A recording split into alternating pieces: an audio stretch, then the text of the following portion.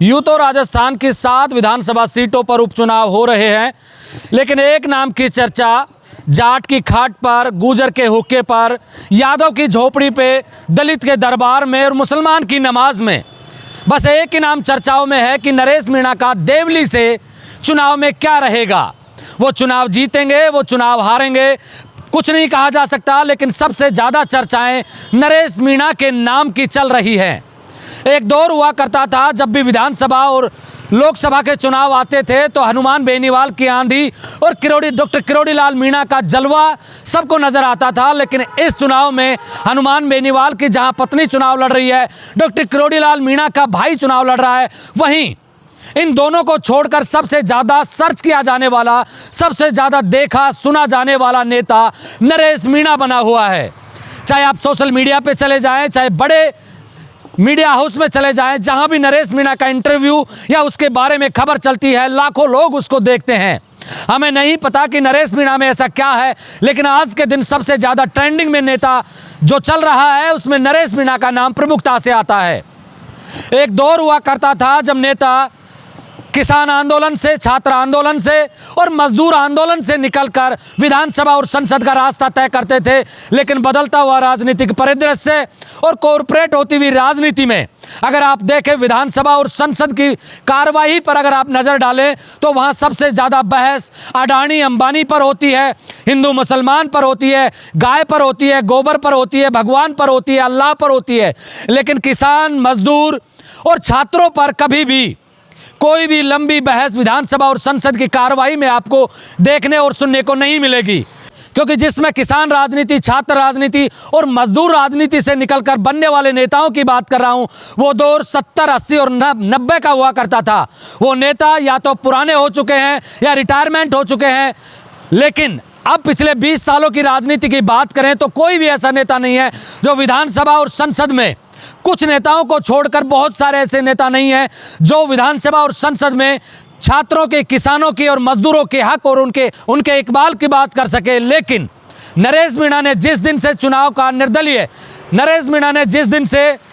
Congress party से बगावत करके निर्दलीय चुनाव लड़ने का ऐलान किया है, उस दिन से पूरे राजस्थान की राजनीति का केंद्र बिंदु बना हुआ है। आप पूर्वी राजस्थान के तो कम से कम किसी भी हिस्से में चले जाइए, युवाओं के बीच में अगर आप बैठेंगे, बुजुर्गों को हुक्के में अगर आप शामिल होंगे तो एक ही चर्चा है कि नरेश मीणा का चुनाव में क्या चल रहा है, क्या नरेश मीणा चुनाव जीत रहे हैं या फिर नरेश मीणा का क्या होगा। किसी को नहीं पता कि नरेश मीणा चुनाव जीतेंगे या हारेंगे। लेकिन अब एक चर्चा और गर्म होने लगी है।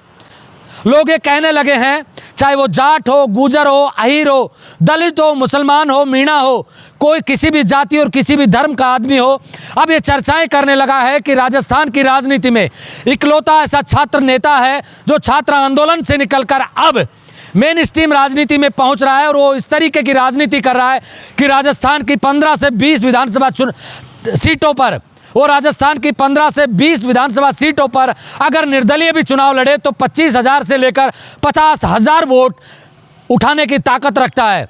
ऐसा सचिन पायलट के बारे में कहा जाता था कि सचिन पायलट इस राजस्थान में 25 से 30 विधायक बना और बिगाड़ सकते हैं। वही क्रेज ऐसा लग रहा है कि धीरे धीरे नरेश मीणा का वक्त नहीं, नरेश मीणा का भी एक दौर आने लगा है। युवाओं के बीच में जिस तरीके से एक नायक बनकर नरेश मीणा उभर रहे हैं, उसको देखकर यह लगता है कि बड़े बड़े मीणा नेताओं में, खासकर मीणा नेताओं की जो राजनीतिक जमीन है वो अब दरकने लगी है। एक जमाना हुआ करता था जब मीणाओं के एकमात्र और सर्वप्रिय नेता किरोड़ी लाल मीणा हुआ करते थे, जिसके एक बार फेटा घुमाने से मीणा उसी के फेटे के इशारे की तरफ वोट डाल दिया करते थे। लेकिन अब दौर बदल रहा है। बदलते हुए दौर में नरेश मीणा एक नायक के रूप में निकल रहे हैं। निकल इसलिए भी रहे हैं क्योंकि छात्र राजनीति में, जब आप छात्र राजनीति करते हैं तो उस दौर में आपको एक ही जाति की राजनीति नहीं करनी पड़ती। वहाँ पर आपको तमाम जातीय समीकरण बिगाड़ने और सुधारने पड़ते हैं। तमाम जातियों के युवाओं को साथ लेकर आपको राजनीति करनी पड़ती है। वही दौर में अगर आप नरेश मीणा की राजनीति पर देखें तो वो जब जाट की बात आती है तो वीर तेजाजी का जयकारा लगाते हैं। जब राजपूतों की बात आती है तो करनी सेना का जिक्र करते हैं, करनी माता का जिक्र करते हैं। यादव की बात आती है तो कृष्ण भगवान के वंशज बताते हैं। धाकड़ समाज की बात आती है तो धरणीधर देवता का नाम लेते हैं। गुजरों की बात आती है तो भगवान देवनारायण का जिक्र करते हैं। एक ऐसा नेता जो अब धीरे धीरे परिपक्व होता जा रहा है और ऐसा लग रहा है वो चुनाव जीतेंगे या हारेंगे हमें नहीं पता, लेकिन इस चुनाव में जिस तरीके से नरेश मीणा के एक फेसबुक कमेंट करने से हजारों की संख्या में युवा अपना घर बार छोड़कर अपनी गाड़ी में डीजल पेट्रोल डलवाकर डिग्गी में अपने खाने पीने का सामान लेकर नरेश मीणा के समर्थन में नरेश मीणा के चुनाव प्रचार में निकल पड़ते हैं, उसको देखकर ऐसा लगता है कि आने वाला समय, आने वाला दौर इस नरेश मीणा का रहेगा। आप देखें कि नरेश मीणा को ना भारतीय जनता पार्टी ने टिकट दिया, ना कांग्रेस पार्टी ने टिकट दिया, जबकि उससे कम वर्चस्व और प्रभुत्व वाले कई नेता आज राजस्थान की विधानसभा में विधायक बनकर बैठे हैं। किसी भी जाति के नेता की बात करें तो नरेश मीणा से सब नेताओं को, विशेषकर मीणा नेताओं को इसलिए डर लगता है क्योंकि वो परिवारवाद की राजनीति कर रहे हैं। और मीणा नेताओं में एक खास बात देखिए, जितने भी बड़े मीणा नेता हैं या तो आईएएस से रिटायर्ड हैं, आईपीएस से रिटायर्ड हैं या फिर बड़े सरकारी पदों से रिटायर्ड होकर वो चुनाव लड़े हैं, लेकिन नरेश मीणाओं में इकलौते ऐसे नेता हैं जो छात्र राजनीति से निकलकर छात्रों के हक की लड़ाई लड़ते हुए इस मुकाम पर पहुंचे हैं कि आज उनके एक आवाज पर हजारों सभी जातियों और धर्म के युवा सड़क पर निकल पड़ते हैं। जब वो नॉमिनेशन करने के लिए देवली उनियारा पहुंचते हैं तो बीजेपी और कांग्रेस के उम्मीदवार से ज़्यादा भीड़ होती है। उसके समर्थकों में एक अलग सा जोश और जुनून दिखाई देता है जो किसी और नेता के समर्थकों में दिखाई नहीं देता। मुझे नहीं पता कि नरेश मीणा ये चुनाव जीतेंगे या ये चुनाव हारेंगे, लेकिन इतना तय है कि 2028 के विधानसभा चुनाव आते आते नरेश मीणा का कद और उनके समर्थकों का इजाफा इतना हो जाएगा कि आने वाले विधानसभा चुनाव में चाहे कांग्रेस पार्टी हो या भारतीय जनता पार्टी हो, दोनों ही पार्टियों के लिए डर का केंद्र बिंदु नरेश मीणा रहने जा रहे हैं। नरेश मीणा के बारे में अगर सबसे ज़्यादा खूबसूरत बात यह कही जाए तो छात्र राजनीति से निकलकर वो जिस तरीके से राजनीति करते हैं, जिस तरीके से छात्रों का उनके साथ जुड़ाव है, उस राजनीति को देखकर ऐसा लगता है कि आने वाला वक्त नहीं, आने वाला दौर नरेश मीणा का आएगा। और लोग कहते भी हैं,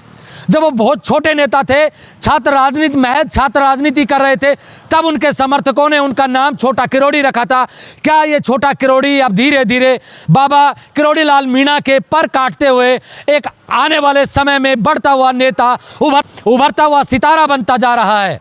पता नहीं उसके चुनाव का क्या होगा, लेकिन इतनी बात तय मानिए कि एक दौर हुआ करता था जब नेता छात्र राजनीति, किसान आंदोलन और मजदूर आंदोलन से निकलकर नेता विधानसभा और संसद पहुंचते थे और इनकी हक और इनके मुद्दों की बात किया करते थे। लेकिन अब वक्त बदला है, राजनीति बदली है, कॉरपोरेट हो गई राजनीति। अब देखिए कि विधानसभा और संसद में कितने ऐसे नेता हैं जो छात्र राजनीति और किसान आंदोलन से निकलकर पहुंचे हैं, जो छात्रों की, किसानों की और मजदूरों की बात करते हैं। उस बीच में नरेश मीणा एक नायक के रूप में उभर कर राजस्थान की राजनीति में सिरमौर बनने जा रहे हैं। चुनाव में चाहे उसका परिणाम कुछ भी हो, लेकिन बीजेपी और कांग्रेस दोनों के ही बड़े नेताओं की नज़र नरेश मीणा पर है, क्योंकि 2028 का विधानसभा चुनाव बिना नरेश मीणा को साधे भारतीय जनता पार्टी और कांग्रेस दोनों के लिए असंभव सा नज़र आने लगा है। आप मेरे साथ देख रहे हैं ब्लैक एंड व्हाइट सच। मैं महेंद्र यादव। जय हिंद, जय भारत।